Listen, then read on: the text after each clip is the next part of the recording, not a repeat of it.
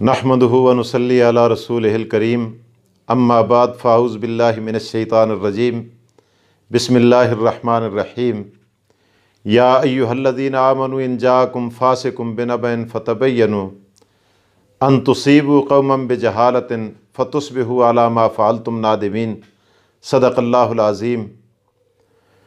قرآن کریم کی آیت کا ترجمہ: اے ایمان والو، اگر کوئی فاسق تمہارے پاس کوئی خبر لے کر آئے تو اس کی چھان بین کر لیا کرو، تحقیق کر لیا کرو۔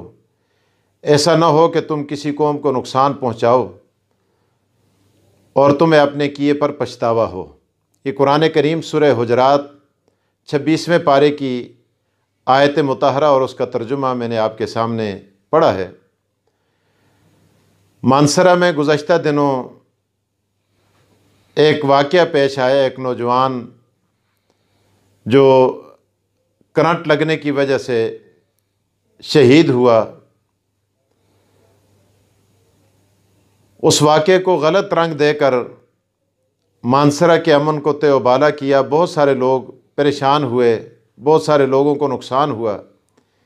کئی لوگوں نے اسپتال جانا تھا، سڑکیں بند ہونے کی وجہ سے پریشان ہوئے، کئی بیمار تھے، ان کو پریشانی کا سامنا کرنا پڑا۔ دیکھیں، اب تحقیق کے بعد بات سمجھ آئی اور سامنے آئی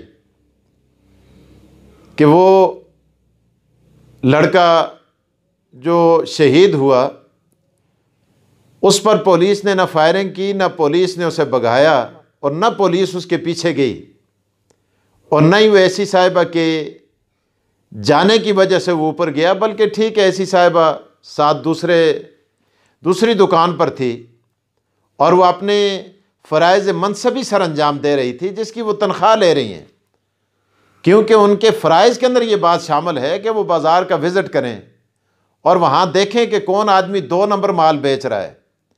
اور ہمارے مانسرہ کے یہ المیہ ہے، یہاں کوئی چیز بھی 1 نمبر نہیں ملتی۔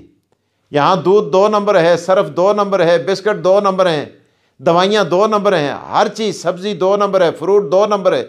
یہ ساری چیزیں 2 نمبر نہیں بلکہ 3، 4، 5، 6، 10 نمبر تک یہاں بیچی جاتی ہیں۔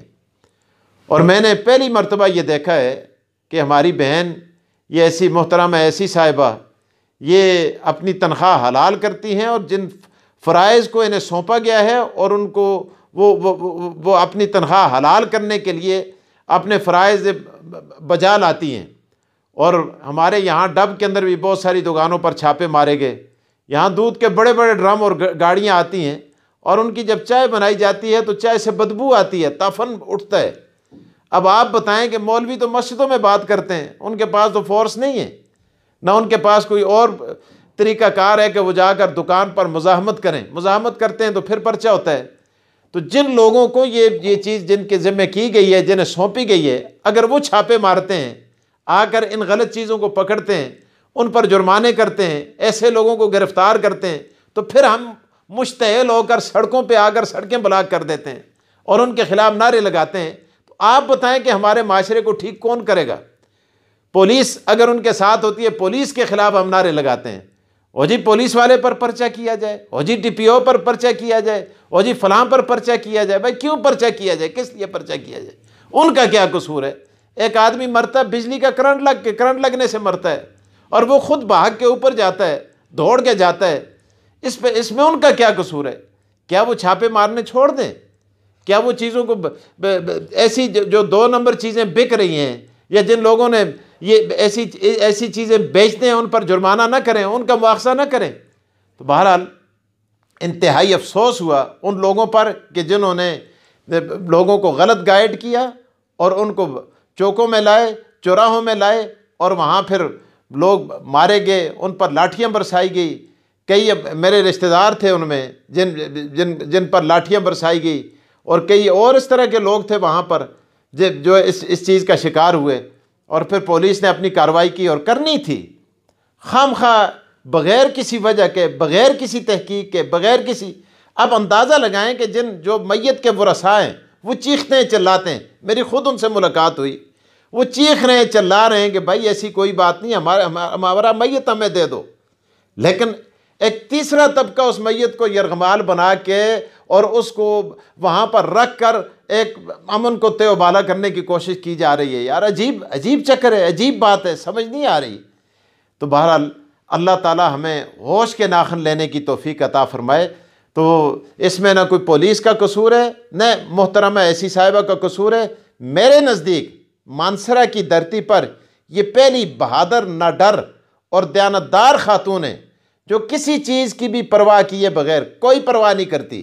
وہ دکانوں پہ جاتی ہیں جہاں ان کو نشاندہی ہوتی ہے کہ یہاں 2 نمبر چیزیں بیچی جاتی ہیں، غلط چیزیں بیچی جاتی ہیں، غلط ریٹ ہیں، غلط سلسلہ ہے، وہ پولیس کو وہاں پہنچا کر وہاں کارروائی کرتی ہے۔ اور اس کو ہم صلہ کیا دے رہے ہیں؟ اور جی مرد آباد، اور جی اس پر پرچہ کاٹا جائے، ان پر 302 لگایا جائے، ان کے خلاف یہ کیا جائے، وہ کیا جائے، فلاں کیا جائے۔ اور وہ رسا جو ہیں وہ ہاتھ ملتے ہیں، وہ یہ ہمارا بچہ، ہمارا میت جو ہے وہ ہمارے حوالے کیا جائے۔ یہ کیا ہو گیا؟ ہمارے ساتھ کیا کر رہے ہیں؟